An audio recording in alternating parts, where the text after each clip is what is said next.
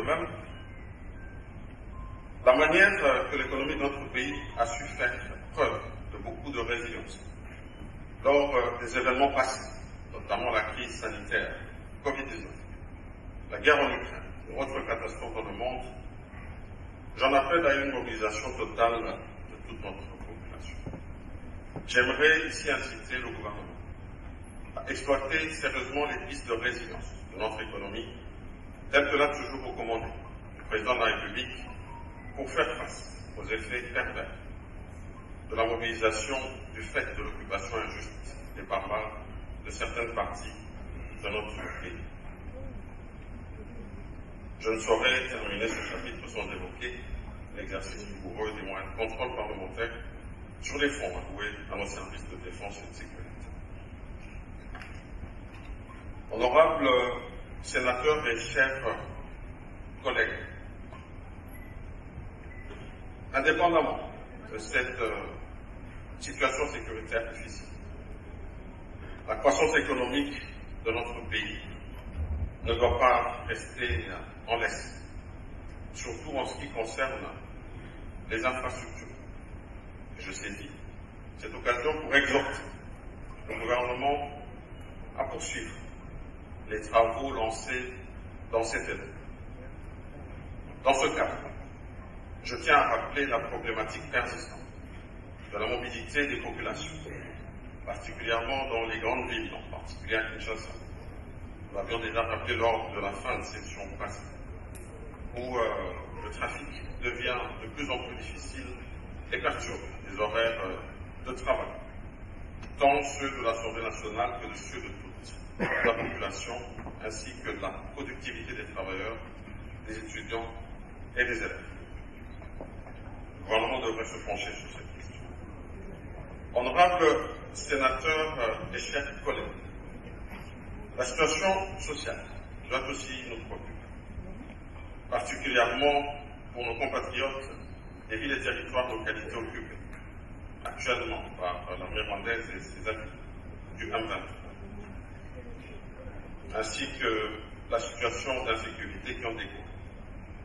J'exhorte le gouvernement à déployer tous les efforts nécessaires pour des solutions urgentes à ces défis cruciaux. Il est certes vrai que beaucoup de moyens supplémentaires sont affectés à l'effort de guerre, mais il est judicieux de ne pas cesser le rythme du développement social déjà en prochain. En ce qui nous concerne, chers collègues, outre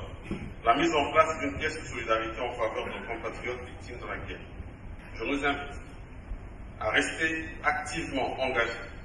dans cet élan de l'effort de guerre en faveur des vaillants éléments de nos forces armées et de défense. Je salue tout de même les condamnations et les mesures prises par certains pays occidentaux contre le Rwanda, à savoir les États-Unis d'Amérique, l'Allemagne, la Belgique, le Royaume-Uni. C'est ici le lieu de fustiger et de condamner les actes injustifiés de ceux qui se sont attaqués aux ambassades de certains pays lors des dernières manifestations populaires qui ont eu lieu à la suite de la prise de la ville de Goma par l'armée rwandaise et ses affiliés. Concernant la résolution 27 septembre du Conseil de sécurité des Nations Unies, en particulier, il y a lieu de noter qu'elle exige la cessation immédiate des hostilités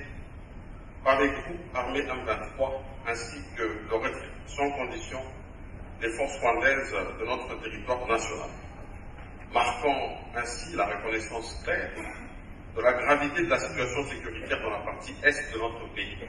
et l'urgence d'y mettre définitivement un terme. Toutefois, si cette résolution constitue une avancée significative sur le plan diplomatique, elle ne saurait produire d'effets concrets sans une volonté politique ferme et des actions immédiates sur le terrain. À cet effet, j'appelle instamment les communautés internationales, les Nations Unies et toutes les parties impliquées, d'une manière ou d'une autre, à prendre des mesures concrètes pour garantir la mise en œuvre effective de cette résolution. Les souffrances endurées par nos compatriotes victimes de violences récurrentes et d'instabilité chronique exigent que ces engagements se traduisent en actes tangibles et rapides. Ainsi, notre Chambre législative reste vigilante quant à l'application de cette résolution et réaffirme son engagement indéfectible en faveur de la souveraineté, de l'intégrité territoriale et de la paix durable en République démocratique du Congo. Honorables sénateurs et chers collègues, la diplomatie parlementaire n'étant pas restée inactive, j'ai reçu en audience les ambassadeurs des États-Unis d'Amérique et de la République populaire de Chine, ainsi que le représentant spécial de l'Union européenne dans la région des Grands Lacs. Avec ces autres, j'ai échangé notamment sur